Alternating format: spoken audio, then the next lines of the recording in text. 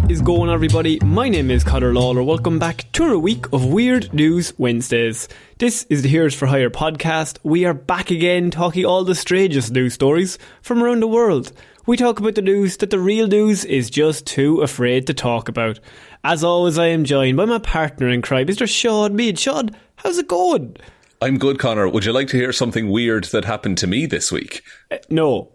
Okay, right. On with the show. This is the show. Improv. Go on.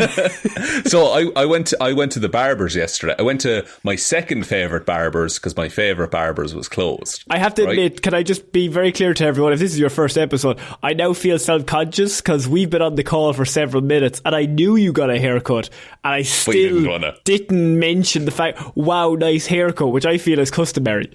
No, it's fine, because I got a haircut and a beard trim that makes it look like I need a haircut and a beard trim. Oh, that's the vibe I'm going for. Good. So, went to the second favourite barbers. And I like this barbers fair enough because they don't chat to you while you're in the chair. You can just sit in silence and get your hair cut. But then, and this is after maybe 15 to 20 minutes of silence, the dude finishes my beard, puts aftershave on me, slaps my cheeks and said, "Now, you're ready to get back in the game, are you?" What game? What a way to start this week's Weird News. What are we talking about here? What does that even mean? What? I don't know. Did he have you down as some sort of sports star? Sports star? Maybe he thought I was a player that I was out on the play. Well, I wouldn't use the soft A at the end of it, but maybe he thought I was out on the town that night, you know, like yesterday being a Tuesday, like. You know what? That's fucking amazing. That story is so funny because I know for the 15 minutes he was in his head saying, I gotta come up with something to say to this lad because this is getting more and more awkward as the seconds tick by. I need some cool line at the end. I also think I broke his razor because he was going away at the sides of my head and then he hit one of my earrings and I just heard metal against metal. And I was just like, oh, that's dulled now. He was bull-tick. He was so mad. He was livid with me. Back in the fucking game, you prick. But yeah, sorry, that's what I got up to this week, Conor. I mean, I think, you know what? Stories like that is what makes Weird News interesting. So if this is your first episode of Weird News, we normally just have a bit of a chat. I cover some news stories. Shaun hasn't seen the news stories. And so then we all just basically just see what we all feel about things. You know, it's kind of like an introspective thing. Really internally, your soul. How are you doing? Have you given to charity recently? Are you a bastard? All questions we cover over this hour long. No to everything but the last one. I would say sermon. I'm going to call this a sermon. A sermon? What the fuck kind of notions do you have? The episode has changed. I didn't tell you, but I've changed the whole structure of what we're doing. Wow, in a week you did this and didn't discuss anything. Put your hand on the screen, Shaun. Yeah, we're all going to talk together. But if you give us a like and subscribe, whatever podcast platform you're listening to this on, for great anecdotes about Shaun's beard and hair trimming. They are weekly. You want a good video on ASMR, Shaun? There's a lad on YouTube, Haircut Harry. I'd give him a watch there now. Are you an ASMR person? I like a man watching. I like seeing all the haircuts. So Haircut Harry's vibe. This is a weird. All right, no, keep going, run. Haircut Harry's vibe is he goes around the world. He goes into random barbers and he just goes, do whatever you want. Oh, and he doesn't have a style. That I like. I like and that. So he went into a barber's in Cork 2 months ago. And the lads were unreal, and all the comments were like, these lads are amazing. And I just felt like a pride, even though I didn't do anything. But I was like, the Irish lads, yes. Yeah, we breed good barbers, honestly. We didn't fuck it. Mup the potatoes. So wait, how long does he leave it between haircuts? Because he's not giving them much to work with. But no, well, sometimes it can just be shaves as well. He adapts. He get a shave. Yeah. That's fair. Just Haircut Harry knows what he's doing. Shout Haircut Harry. I have one of his mugs. Do you?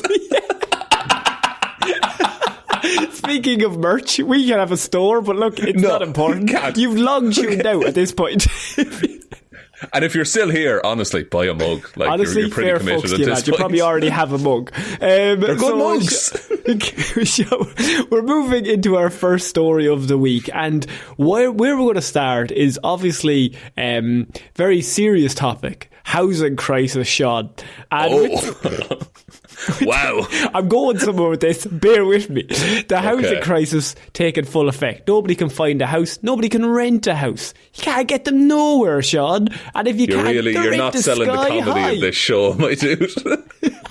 They're in the sky high. People are in the streets. They're cold. They're sad.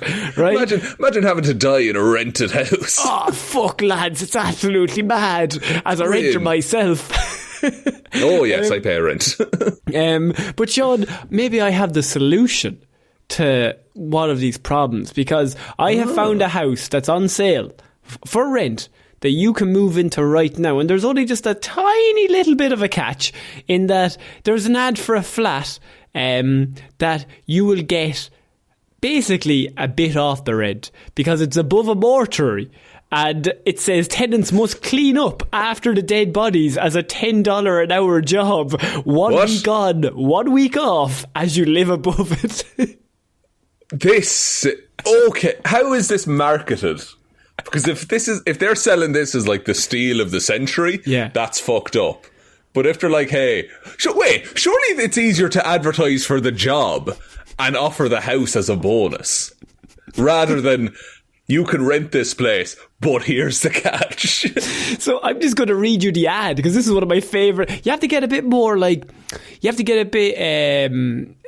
of the box to really get people's eye these days, because there's so many ads, you know. So the unusual renting listing boasts a master bedroom, Shaun, high ceilings, but the lucky tenant is also expected to work shifts in the mortuary downstairs for just over £10 an hour. So there's lots of things to look out for when you're trying to rent a house, Shaun. Bedroom size, natural light, kitchen space, are there dead bodies in your basement or downstairs? Last one will definitely happen when you move in here. Can I say, just off the bat, I would have no problem living above a mortuary.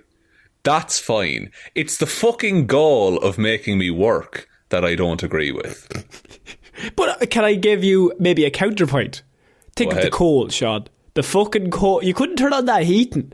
Sure, that'll cause a smell. You're grand. You're not going to heat the bodies. You're heating your own flat. It's going up out of the roof. Think of how good it'll be in the summer. You can just go lie on a freezer for a while. Yeah, but what about the winter? The winter, you have the heating in the house. And as we said, heat rises. So it's not going to go down into the things. Also, they're specially designed fridges and freezers for corpses. I'd wager they can handle you turning on the electric for an hour. I feel like you could be going for this job because, I mean, the apartment boasts high ceilings, obviously a master bedroom, is above the funeral service in Swindon, and will set back the lucky tenant £600 in rent a month. So do you know what? You'll be able to make some of your money. It's not bad. You will be able to make some of your money back through a £10 10 cent per hour job downstairs.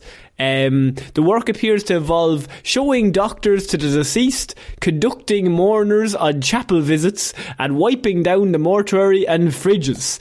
That is not all, however, as you will also be expected to carry out administrative duties, ad hoc duties, Shaun, everyone's favourite, like answering phones, vacuuming the carpets, and mowing the lawn.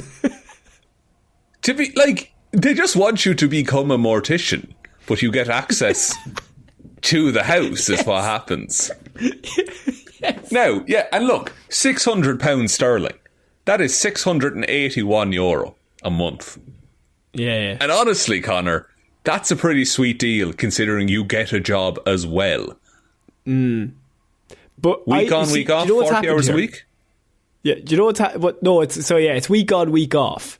So you'll work 1 week, you won't work the next week. But Shaun, what's happened here is, I can only assume, the person who ran that mortuary died, right? Ironically, it happens to the best of us, right? It's hardly ironic, everyone's going to fucking die. Ironic, Shaun. The height of irony. So they died, but they lived above it, and that was their job, right? That was just made sense. The issue now is you've got an empty apartment, and you really have a very niche area of, we need someone to work downstairs, but upstairs is an apartment, and we can't really just have a renter come in and just live there. Could you not, though? People, if you put that up for 700 quid, people will rent that. That's grand. Like, I don't see what the weird part of living above a mortuary is. Shaun, but you're a goth, though. You're a goth at heart. Maybe that's it. Also, new Fall Out Boy dropped today, Conor. Are you excited? I listened to it. It's pretty good. It's pretty good. I really like it. I like both songs that they put out. Anyway, this is the. Did they release the second song? I haven't heard the second one. They put out one last Wednesday and another one this Wednesday. Oh, okay. Okay. I'm going to check that. It's pretty good. I think you'll like it. Conor. Okay. We're going to do a Fall Out Boy podcast next week. Also, we haven't touched on the Oscars, but look, I know where my bread is buttered. It's the emos that I need to market to. And speaking of which, like, apart from the fact, if this was every week that you were a mortician's assistant and you get £10 an hour, I think that, and you get the accommodation for that price, that's a pretty good deal. The week on, week off is what kind of fucks it, in my opinion. Because you're only making, say, 40 hours a week, 400 a week, 2 weeks, 800 a month. And then the rent is 600. So you don't have a lot of spends money, you know? So you have 200 left over after it's all spent. But you could also have your own job on the other second week. So you'd need to organise a job that would also be week on, week off, but on the alternate week. A separate, maybe a killing job. Maybe you give yourself more work by doing all of your killing one week and then all of your body helping the next week. Have you seen Sweeney Todd? Yes. Okay, that makes this a lot easier. What if we open a pie shop right next door? Interesting. Do you know there's without saying too much, but like where we went to college, there's a mortician in the county. There's a mortician's and funeral home / pub. That's all in the one. I think there's a crematorium there as well. That's actually kind of your dream. Like, you want to go from the Guinness to the dead. Take me over. Look, it's less hassle for everyone involved. I'd say they do unreal business, though. Just out of funerals alone.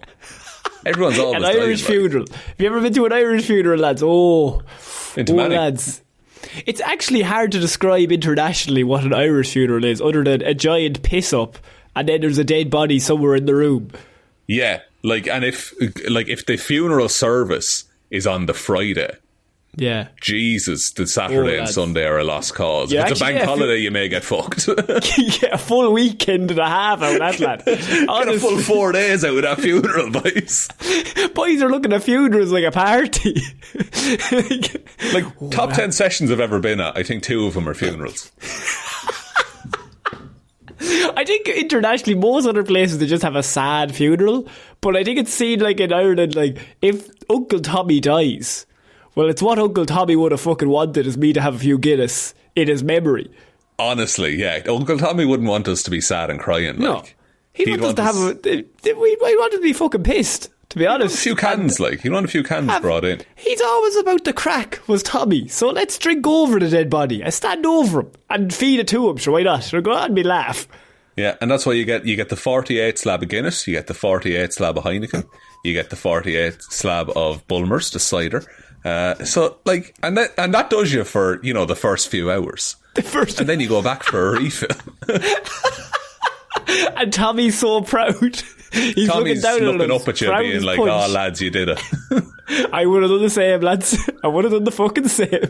That's either a police car or an ambulance outside, by the way. So I don't know if something has happened to Uncle Tommy. Tommy! But we'll find out. You get a phone call, your Uncle Tommy. You're like, yes! On the lads. We might just wait till that finishes, because that's going to be on for a bit. Also, someone commented underneath this article that that's a terrible deal with only £200 left over. Also, you've got to deal with ghosts, so it's even worse, which I don't know if holds up to scrutiny. No, I don't know. Like the presence of dead bodies does not necessarily indicate But you do have ghosts. to clean the place as well. You're not cleaning the bodies, though. You're just like sweeping up the office and out the front and making sure the room is hoovered I think it for where means people mourn. I'm not going to say laboratory. What's the word? The preparation zone. The preparation zone. Yeah, the preparation area, I suppose you'd call it. But I think I'm fairly sure you need some kind of qualification. You definitely need a qualification to be a mortician. No, you can just do whatever the fuck you want. Sure, Shaun will throw his hand at it there. He'll be fine. I started to think we needed to be qualified for this, lads. I just brought me chainsaw.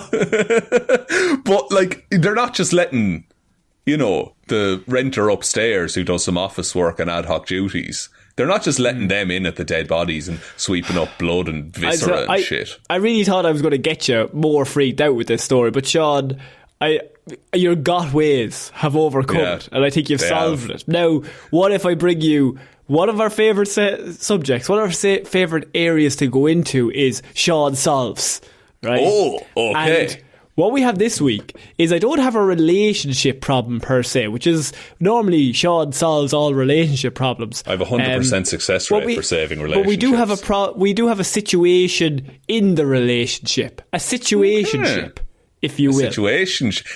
What is a situationship, by the way? I keep seeing it thrown around. I don't know. There's do you remember when you were 11 and on Facebook you'd put "it's complicated" as your relationship status? Of course. And then your barber wants you to get back in the game is what happens. Back in the game.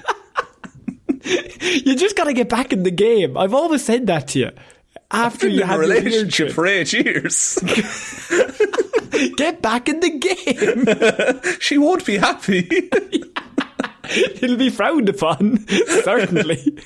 No, but my barber told me, get fucked. I don't think you understand. My second favourite barber told me. Yeah. I walked in, he called me Big Man. Well, Big Man, I want to impress him. Shaun, we're moving on because as a man now in a relationship for 8 years, Shaun, you're no stranger to the odd little white lie that you may have told when you first got into the relationship. Maybe when you're first getting to know each other, maybe you're pretending to be a better person than you are when secretly you're a bastard. Is that what this is? No. She said to me, off. I've had a text. No, but Shaun, what sometimes happens is the little white lies, they carry on for almost too long. Oh, like I like olives, but I really don't like olives. Exactly. So you kind of keep having to eat olives. And then you're in it for too long, and now it's gotten to the point where you can't say you don't or do like that thing. Okay, I'm with you. I know the situation you're talking about. So, I've been lying to my husband about our takeaway order for years. Now I'm stuck. No, not the takeaway order. That's sacred.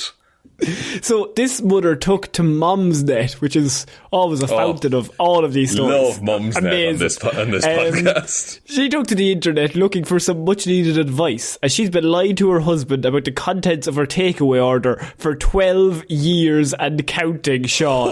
What started as a little harmless white lie has now just graduated that it's just a full-on conspiracy that she has to keep hidden. So, like, what is there to lie about on a takeaway order, though? So, back in the early days of the romance, the pair ordered a Chinese takeaway. The woman opted for the crispy aromatic duck, at first thinking nothing of her choice, but she quickly realised she'd upset her partner, who had kept ducks as pets in his childhood and didn't like seeing people eat ducks. Right. Okay. Wanting to miss out, she started lying every other time, saying that she'd actually ordered pork as her starter and not duck. And she's kept up the pretense ever since. Every single time they've ordered, she's ordered and then said, "This is pork that I got. I love that pork dish." Oh no, but she hasn't said, "Here, honey, try some of this pork," or anything like that, right? So she hasn't done that. But over a decade on, she's even got all of her family in on the lie now, except for their children. So now this is where the problem comes in. She fears she is soon to be rumbled, as the kids are old enough to participate in the family takeaway nights now. Of course, yeah. And she's also clarified she never shares the dish with her partner, which I think now he's just like, fucking selfish bitch. Never gives me a fucking bit of the pork. I'm going to order my own pork, why not? Fuck you. She says straight out, he doesn't eat the pork/duck, really duck, so I'm not lying to him about something he consumes, but to avoid unnecessary hurt, I thought it was harmless white lie at the time. She's now said, this has been going on for 12 years. My family are involved. When we order as a group, they all keep up the pretense that it's pork and act like it's pork. The fact that you got your family involved, that's taken it to another level of a lie. It's like you're actively hiding it now. So now, Shaun, we come to the problem. As such, she's been struggling to decide what to do, and this is where you come in. Do I keep up the lie and tell the children that it's pork? As if to tell them the truth, one of them will definitely blab to the father. 100% they will tell the truth to their father.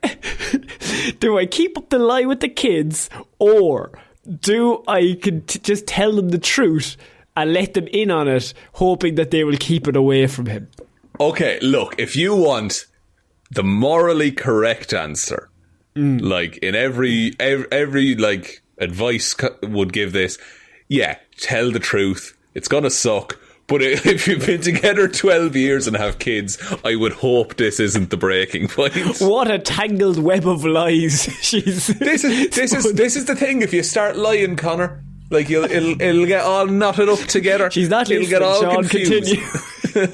So you're back in the game. So option 2 is option 2 would be go vegetarian. Oh, right. Now you could just change your dish. This is, yeah, I don't know why that hasn't come into her head at all. She just loves that one I was going to say dork dish. Duck and pork. Bit of a dork dish myself. She loves that one duck dish so much she's ordered the same starter for 12 years straight. Yeah, that's a little bit, like mix it up a little bit, just every so often. What you could do is be like, oh, I'm gone off quote unquote pork for a bit, switch to another dish, then switch, say, oh, I'm going to go back to pork, and then actually order pork, and then there's that little in between bit where he won't realise that the dish looks entirely different. Interesting. Oh, that's good. And then look, you lied to him for 12 years, but you're not lying anymore. And then perhaps maybe like move country, change your name, maybe get a new passport. Maybe just abandon your whole life altogether, because I don't think it's word after this white lie. After that first initial instance where he was like, oh, I had ducks as pets, that makes me uncomfortable. Did ducks ever come up again in the relationship?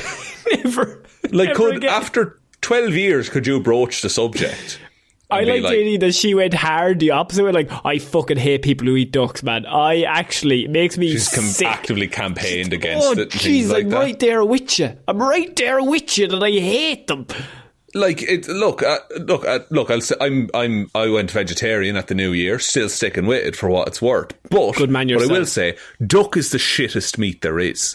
Okay, because don't get me wrong, animals are delicious. But duck is just, it's fatty and gamey all at once. Oh, I don't care for it, Connor. I don't like it at all. You always have such strong opinions on such stupid shit. I know. I've been blessed. What's your go-to meat? Go-to meat, like, it's a boring choice, but the versatility of chicken can't be understated, I feel. But what about the salmonella, though? That's a real issue. This is the thing. Prepping chicken on your own? Yeah, I'm a wreck. I wash my hands every 40 seconds. It's ridiculous. But also, I don't trust if beef is pink, which as you're a man who likes beef. Yeah. Like, it can be pink and that's fine, but I just can't get my head past that. No, I'm all for a rare steak. Yeah, this is the thing. And like, I stopped ordering steak in restaurants because they'd look at me funny because I would say cremate it. Oh no, because you do it the Irish way. Yeah, the only way to do it as far as I'm concerned. Take all the fucking flavour out of it by burn it. And all the veg on the plate, undercook that, please. Undercook that, make it hard, and fucking boil the shite out of that steak. Yeah, I want that carrot to just fucking look at some boiling water. That's all. We have rare vegetables and burnt meat. As God intended, alright? I mean, you gotta go with beef, yeah. I think beef is a bit... Also, this story reminds me of my dad, who, for as long as I've known him, which is technically all of my life, that he, every time we've ever ordered Chinese food, or basically any takeaway, he orders the same dish from each takeaway, right? Mm-hmm. But from the Chinese in town, he will always order beef in black bean sauce, right? No matter what happens, always, every single time. Where it gets me is that every single time we go to that restaurant to sit down, he will pick up the fucking menu and he will scan it like he's looking for a new dish. Now, absolutely. I'm like, it's a waste of fucking time. He will scan it like it's the first time he's seen the whole menu and he's just happened upon beef and black bean sauce, even though we both know when we've walked in through that door, there's only one way this is going. And I just don't understand it. Like the idea you pulling him aside like at the start of a match or something and just being like, listen, Dad, we both know how this is going to go. This is genuinely, let's not waste time, right?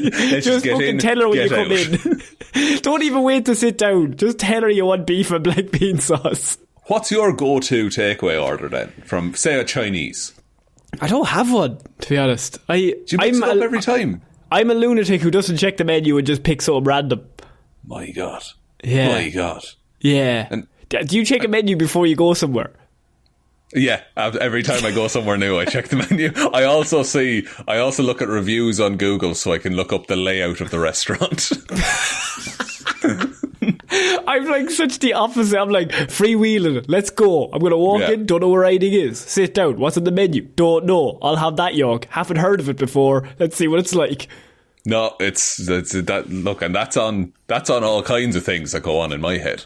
But I'd be a fan of an udon noodle though myself. I like an udon noodle. I like the chew that it gives. We're going to start a food podcast of the world's like shittest food. Because like as Irish people, we don't understand food, so we're like, yeah, that's pretty good. See that boiled fucking carrot? Bites. Yeah, unreal. Just anything slightly above bare minimum. We're like, this is the best joke ever. Irish people are like that. Any international food whatsoever, like we're like, this is the nicest, greatest invention of all time because it's not just boiled ham and boiled cabbage. And for any international listeners out there, I just want everyone to know that the most popular dish you can get from a Chinese takeaway in Ireland is called a spice bag, which is not Chinese in the slightest. No, it's not authentic at all. We invented it. It's a load of salt and chili and a little bit of veg mixed in with a load of chips and sometimes some chicken, depending on the order that you get. It's great. It's class. Bit of curry sauce on there. Also not real curry. But it's not what I would call authentic only thing in the Chinese whole cuisine. dish is what it says it is the chips. Everything else is just made up. Everything else is just marketing. That's how little we know as a nation about food. But Shaun, we got to move on. Actually, no, sorry, we didn't solve the problem. What is she to do? Okay, don't get the kids involved. They'll only ruin it. Don't tell them the truth. It's gone too far. I would. And this is genuinely, legitimately what I would do, is I would release a load of rats into the restaurant and then call the health inspector, get them shut down, you have to find a new place. Then you say, ooh, I just can't imagine pork anymore, and just switch to chicken. Solved! Another one off the list. Thank you very much. And we're moving on. Shaun, this is one of my favourite headlines I think we've ever covered, ever in the history of the show. Also, I will say no animals were harmed or killed in the process of making this headline. Shaun. Raccoon found frozen to railway track by testicles.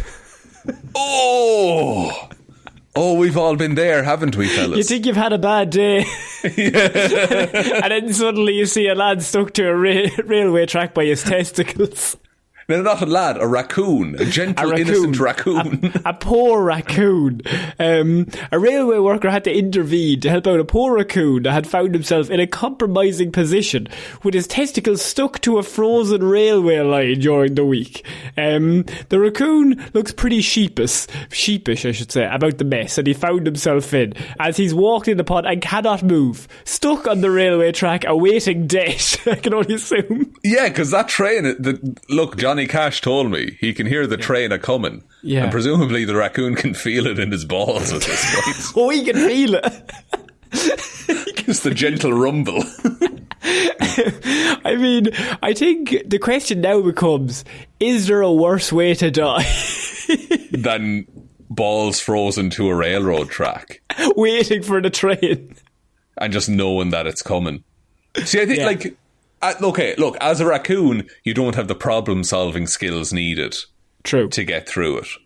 But I think if I was stuck to a railroad track by my balls, first of all, how did I get in that situation? Well, that's what happens when you get back in the game, Shaun. That could happen.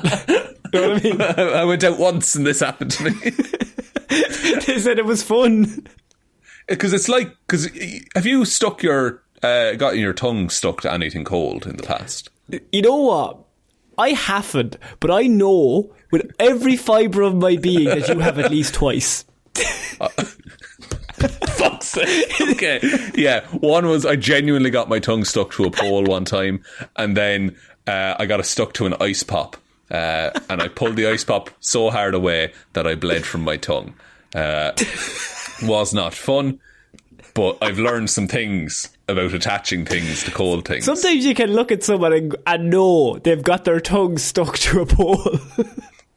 It's easy happen, you know. And everyone who does, every person who's ever gotten their tongue stuck to a pole that situation has started with the thought, surely this can't be real.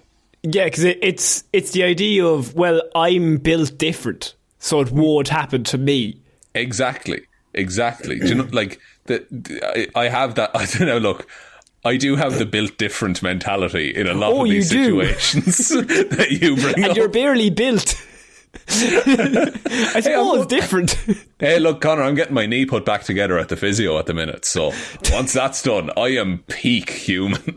You're going for the Olympics. Yeah, it's my one nerve and I'm getting rid of it. That was the one thing holding you back, was your knee that was twisted all the way around. But now once it's healed, I mean, I can only assume you'll be unstoppable. My bobsled career is fucking taken off. Like, now that I have my knee.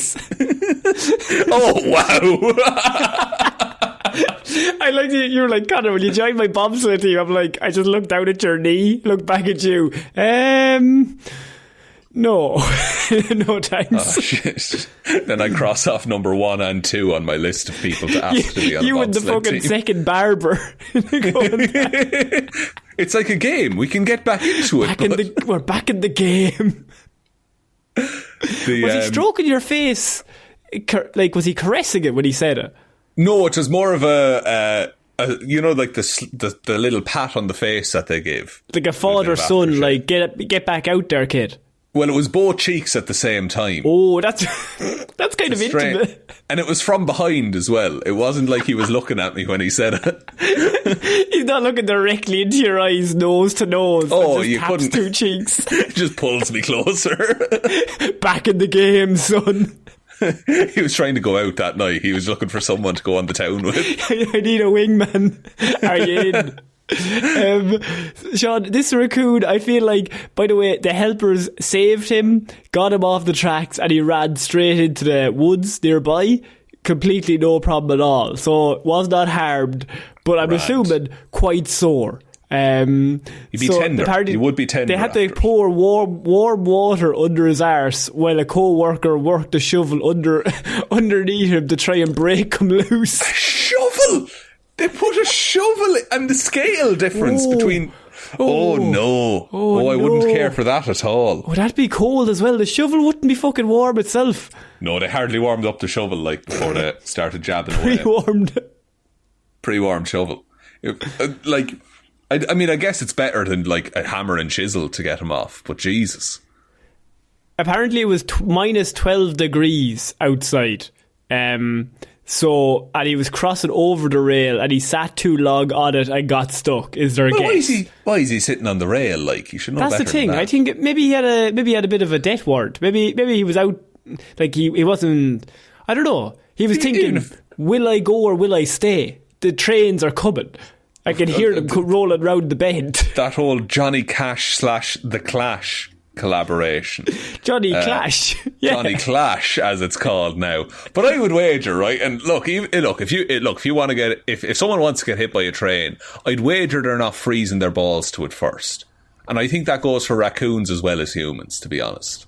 That's a universal thing. It's a universal thing. It's built in. It's nature. You know, it's just, it comes with the territory. Shaun, we're going to move on to our next piece of news, and this is one that creeped me out and I felt you needed to know. Okay. Radio signals detected on Earth from galaxy 9 billion light years away. Shaun, we're not alone. But radio signals could mean anything. Things emit radio waves. Normally. Shh, quiet now, okay. My sweet prince. Scientists have captured a specific type of radio signal from a galaxy almost 9 billion light years away from the Earth. It wasn't sent by aliens, but it was emitted from a star-creating galaxy named... Oh, that's a lot of numbers and letters. Would you like to know the full star name? Yes, please, Connor. SDSS. Without any hesitation. SDSSIO 826 plus 5630. 826. There's no way you remembered all that. 5630. This is bringing me up to an ABS brake hose. Yeah, that's it. Okay. Do you know what? $3.95. That's a good deal. Connor, sorry. But sorry. The search for that star did bring me to a New Holland 5630 CRDI with silage machine video on YouTube. Now, we often wander into the realm of farming machinery. Shaun, what kind of farming machinery is that? It'd be a tractor. Yeah. With a 75 horsepower engine, my friend. Also pulling a silage machine for cutting silage. And it's going 75 with it on the back. That's the strength of the engine. I don't know the top speed now. Hell. But it's she's a nice piece of kit, all right. Is there any YouTube videos that perhaps we could watch while on live on this episode, or what's the story? Let me just have a look. I can certainly look for New Holland 5630. I might not get it with the silage cutter, but Jesus, but I only want it with the silage cover. I'm sorry, Shaun. I cannot stress enough. Well, Modified Tractor World has put decorative lighting on his New Holland 5630. Yes. It's got an LED fucking billboard light on the front of it that plays different messages. What does it say? I don't know. I think it's in Indian, but I don't read that. Did he go to pimp my ride? Pimp my silage tractor? He's pimped his tractor. He really. I think there's a subwoofer on the back of it.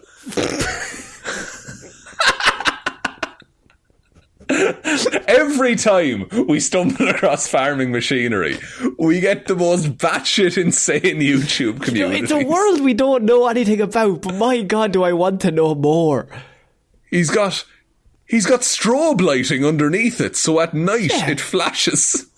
Yeah, but sure, how are you going to know what silage you're cutting? Wait, what silage you're doing? Unless you have the fucking strobe lights underneath you, so you know how good of a job you're doing. That is true. You need to see all the silage that you are cutting. Also, all of these comments are not in English, so I am useless in terms of finding a funny comment. Sorry to again distract with obscure farming machinery YouTube videos. Yeah, but I feel like that got voted, like, I think our 5th top 10 weird news story of 2022. So clearly people don't give a shit actually about what we talk about in the news. They just want to hear us talk about farming equipment. What else do we have? 3 months ago, we got a YouTube short about the 5630. Oh, a YouTube short, they say. No, it's not customised, so you just have your standard lighting and wheel layout. But now that I've seen what they can do with it, what's the point of going back to the basic bitch model? You couldn't. You simply couldn't after experiencing I simply the wouldn't, Shaun.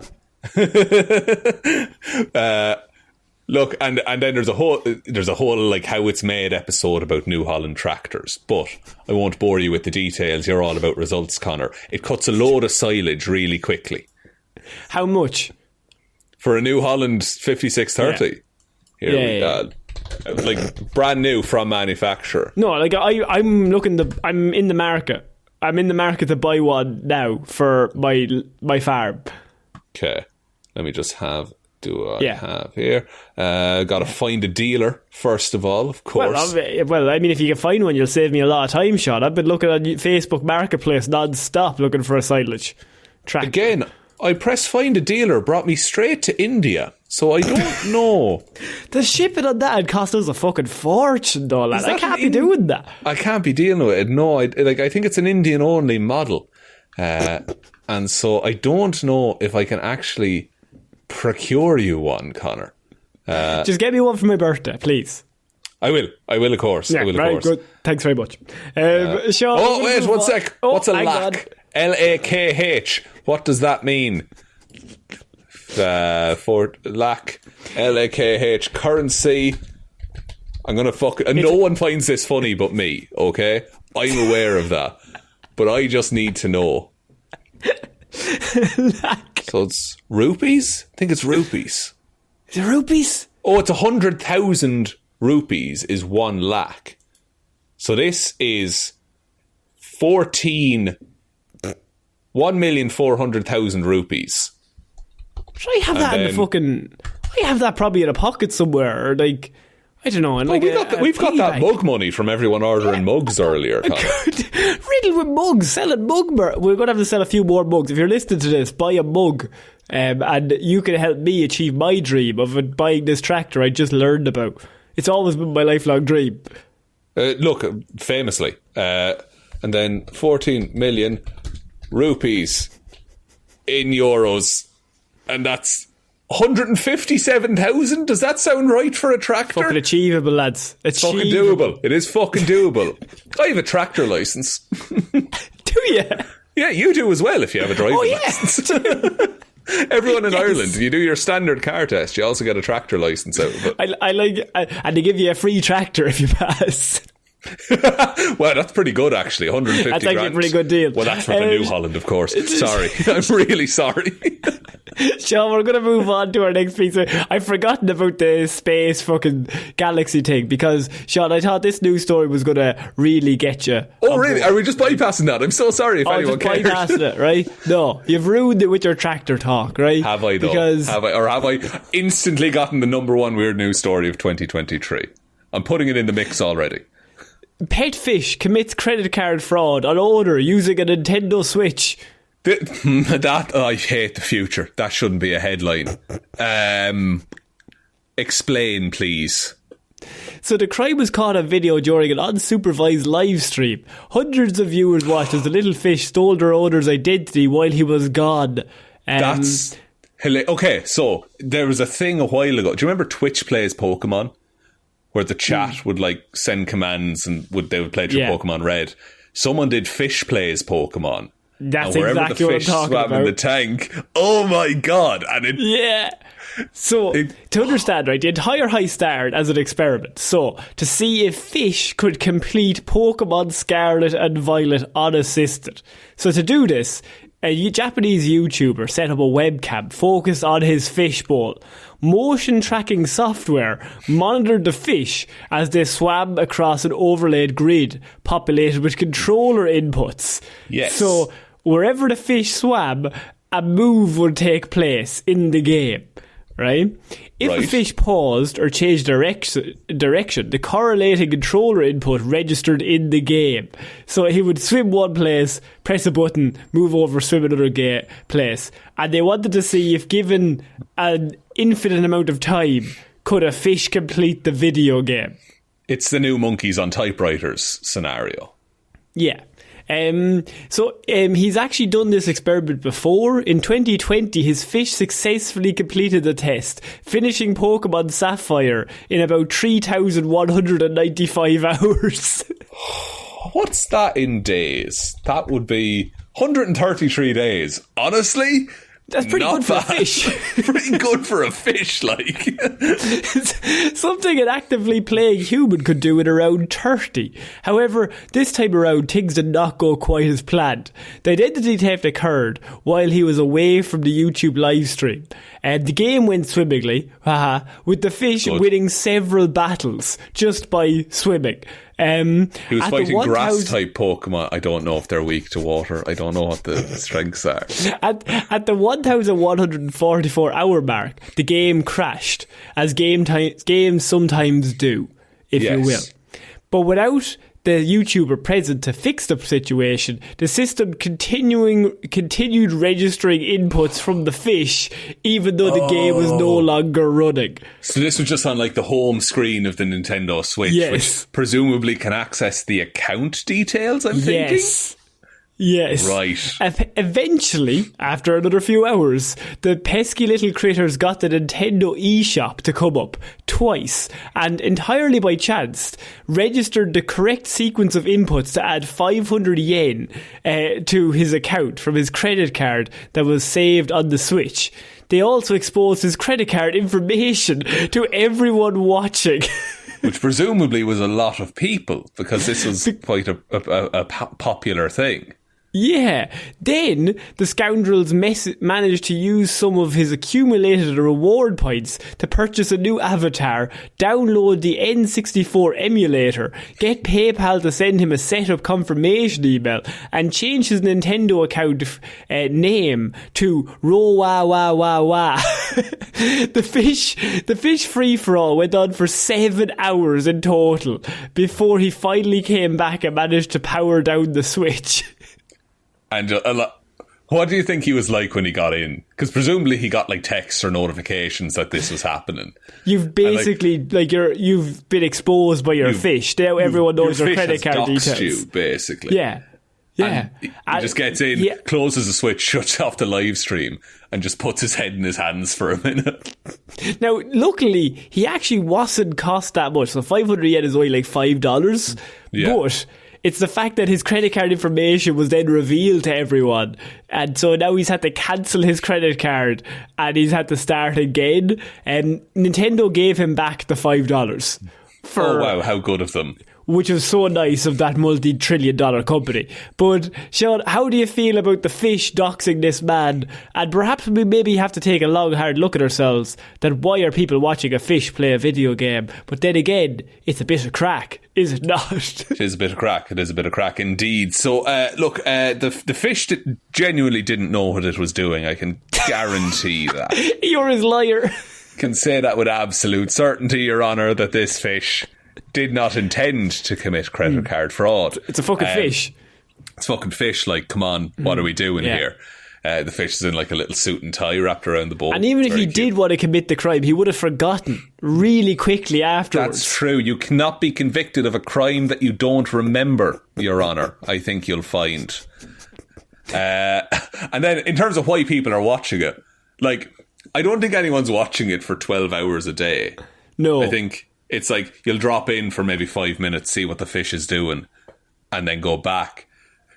When Twitch played Pokemon, when that was a thing, it got like people had lore built up around it. There was a cult built up around the Helix fossil, if you remember. Oh yeah. It was a whole thing that they worship, the chat just like worshipped this Helix fossil, and then people started dying and people got really attached. Also, there's a whole thing where they will let the people in the comments decide what they're going to do at all given times. So like, isn't the thing of like all the comments, is it just however many comments, whatever wins? Yeah, so the way the comment one worked is that it would like poll the comments over like a 20-second interval. The most popular thing that was said is the move that would be made. So if 40% of people typed up and 60% of people typed down, the character would move down, is what would happen. Right, okay. But like it was like hundreds of thousands of people were watching this at the time. Because then you're all involved. You're all playing the game at the same time. Exactly. But there was also communities that set themselves up that were large enough that wanted to disrupt the vote and would like...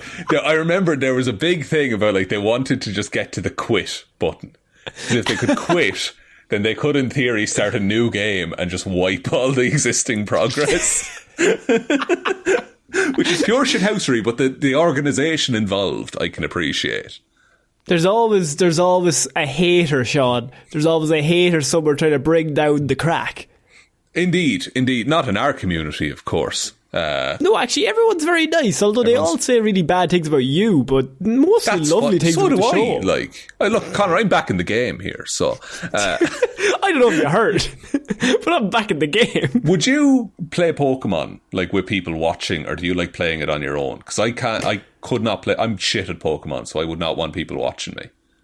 How are you shit at Pokemon? You can't be shit at Pokemon. I don't remember anything that's good. Like, I don't know how... I know how battles work, and I know it's rock, paper, scissors. Yeah. But I don't remember, like, ground is weak to flying or some shit. I don't remember any of that. Yeah. I just brutalise Pokemon water. until it... Is Sean, it? just to let you know. Erosion, of course. Yes. But I tell you something now. Do not use a lightning on a ground or stone Pokemon. You're at nothing. It's not going to conduct. Yeah, it's super, like, least effective. What can I use lightning on then? Water? Bird. Any flying Pokemon, you'll fuck them up with a bit of lightning. I can just shock a bird out of the sky. Just shock a bird into death, yeah. Right, okay. Right, well, get ready for Heroes for Hire plays Pokemon. I think you should play because you don't know anything. I think that would be horrendous. I think everyone would hate that. Because I've played those games too much that I would just be like, okay, I could just figure it out. That's the system. Okay, let's do this. But you're coming in fresh. I would like to see you play Pokemon Emerald and see what you come up with. See, I've played Red back in the day. I played Leaf Green. I played Diamond. And then I watched someone play Sun and Moon. But that, like... But again, none of... Like, head empty. None of it went in. Yeah. None of it stuck. It's very similar to... Like, yeah, but you are, like... it's very similar to other games that you just pick out strengths and weaknesses. There's different classes that do better against other classes. You'll pick it up pretty quickly. Okay. Can I get one Pokemon and make him really strong to the point that he demolishes everything regardless? Yes. Actually, I've done that. I have done that. Just for that's a strategy. That's a legitimate strategy. That is a legitimate strategy. It will take you 1,000,000 years to perfect, but that is a legitimate strategy. Infinite content, my friend. You could just take one character and just make him unbeatable, and then you just have everybody else shit. But the problem is, if he dies, then you're kind of at nothing. You are in a bad way, actually, at that point, are you? I do the one where if your Pokemon faints, they die. I think that's a fun way to play it. That's fun. I don't know if that's fun now, Shaun. That's stressful. Look, Conor, the real world. People die and have to go to a mortuary. But they just faint, Shaun. They don't die. If anyone's actually played the game, you just faint. It says they faint. He's going to faint and I'm going to release him, is what's going to happen. He's dead to me. He's going to faint. I'm going to slice his neck so he never comes back. Going to feed him to my other Pokemon. Leafeon, I know you're a vegetarian, but eat him. Eat this Charizard. Just crying. Just shoveling the food into his face. Shaun, we're finishing off with Florida man injured when falling iguana smacks him in the face during yoga class. Of course it did. Why was he at a yoga class? Why is the iguana above him? A Florida man was left bleeding and bruised after an iguana fell on his face during a yoga class last Saturday in Miami. Instructor Ana Margret Sanchez was teaching a free community class at Miami's Legion Park in the city's Upper East Side neighbourhood, Shaun. A lot of information there. That's a lot of information for a place I don't know. Sanchez told the Miami New Times that their class was held on a really beautiful day. They conducted their normal exercise for about 47 minutes, Shaun, but the class was cut short when two iguanas, who onlookers say were likely having a territorial dispute in the oak trees above, started to create a ruckus.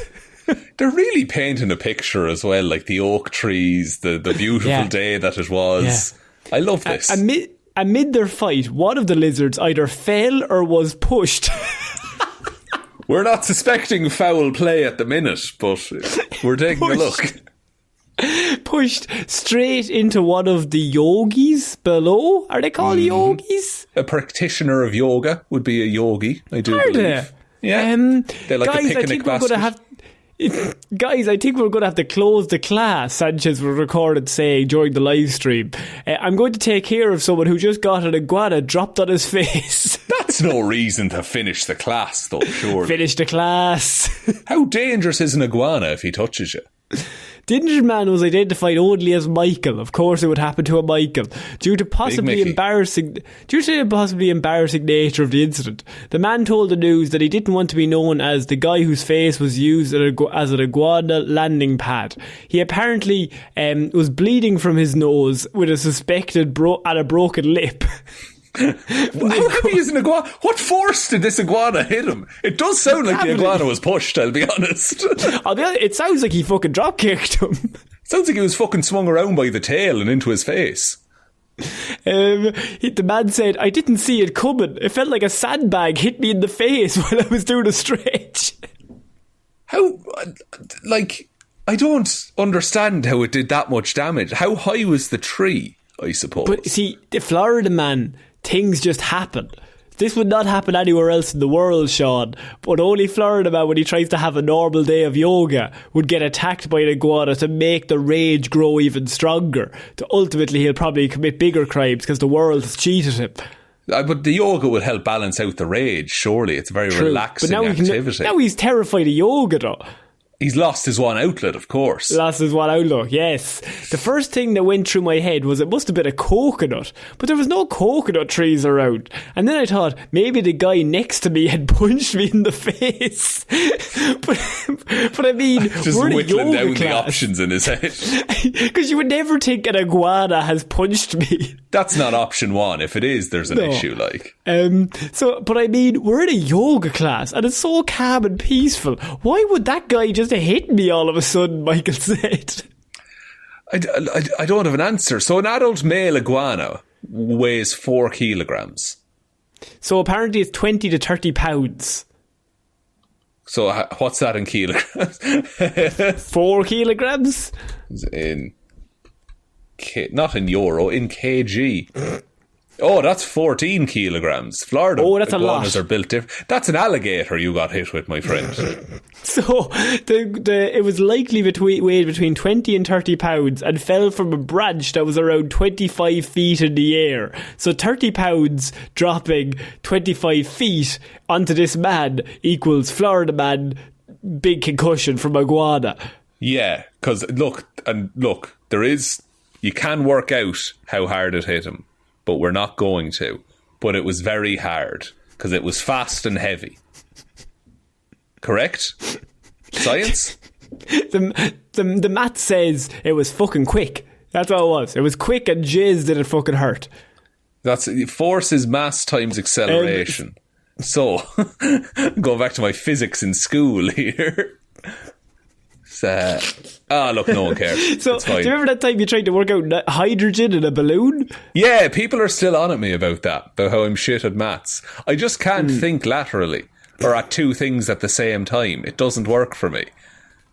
Or at one thing at the one time. Shut up. So gravity is 9.8 metres a second. 25 feet is how many metres? Yeah, I'm going to say 7.62 just off the top of my head. So 7.62. So I'm having a panic attack. So that's 74 is what that gives me.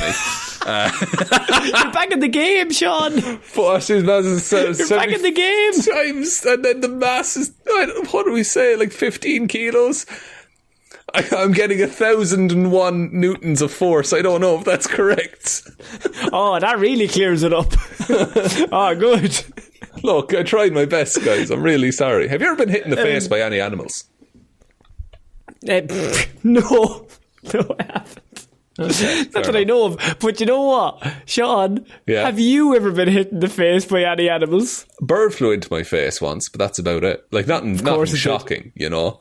Pigeon. Yeah. Pigeon did it. Yeah. And do you think it was a hit and run? Do you think it was like a planned attack, or was it just accidental? Well, no, Chicken Run is a movie, but maybe we could do something like that. Pigeon Run. I don't think the pigeon sought me out. I think I got in his way while he was going from A to B. But you do have the look of a man who'd hate a pigeon. You look a bit pigeon racist, and I feel like you might have that edge about you. I'd class them with ducks in terms of versatility and deliciousness, in that both are shit. Exactly, that's what I mean. Generalisations that they're all bad. Just broad strokes against all birds. This is for my brother, dickhead. Tell your friends. Tell your friends not to come round here no more. Shaun, I think that's it for this week's Weird News. What a week. Sorry, I went off the rails there doing maths at the end. No, look, what can you do? You gotta have weeks like that, you know what I mean? Sometimes we get loads of stories, sometimes Shaun just has a monster beforehand and then just wants to have a few anecdotes. It's better than Hero or Zero the other day, where I had a monster during and completely lost the run But you have myself. to be. But Shaun, to be fair, you are back in the game. So, I am back in the game. That is true. Yeah. So there you the go. podcasting game. Would you like me to Certainly take not us the out? podcasting game. Yes. Thank you everyone for listening to this episode of Weird News. We will be back on Friday with Hero or Zero. Monday with Movie Mondays. Probably talking about Oscars and things, I would say. Probably. Next Wednesday then with another episode of Weird News Tractor Talk. That's right, I'm bringing it back again. If you want to support us, we have a Patreon, patreon.com/Heroes for Hire podcast. Link to that is in the description. And shout outs go to all of the lovely people that help to support our nonsense. Róisín the wife Palmer, Joe Burney, Ryan Komatsu, Dozer Enthusiast, Evanson. Ryan will be on the New Hollands now after that discussion. Fun facts with Waffles. Did you know that the kiwi lays the largest egg in ratio to its body of any bird? Kiwi is the best bird, actually. I've decided that after parrots. David Clarke. So not the best bird. Well, second best bird. That's still pretty good. It's like a second best barber back in the game. David Clarke, Shaun Chuck in the wash, and it'll be grand Jamieson. Dominic, Anna Irish Walrus forever Hjelmroos. Danny McLaughlin, no one's ever really gone Luke Hoth. Lordsmish, Michelle Browne, Michaela Doughty, Buster, Ed Ball, The Adventures of Indiana Jones and the franchise that just won't die. Conor and Lorraine had completely forgot to shorten their long nickname until catching up on the podcast recently. Russ, character limit be damned, it was just a temporary setback in this whole naming malarkey, but I'm still just Russ, Parfitt and Jackson Brewheim. Thank you all. Thank you all very, very much for your continued support of the show. Head on over to Patreon if you want to get access to our movie reviews and things like that we put up over there. You can also support us by going to the merch store, heroesforhire.ie/shop. Someone mentioned buying a mug earlier. That would be a pretty good idea. That'd be neat.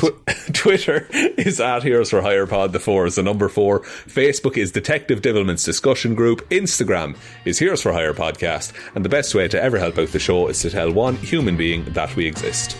Just a one, please. And I think that's about it, Conor. I think so. So I've been Conor Lawler. I've been Shaun Meehan. And we're back in the game. We'll see you all next week. Back in the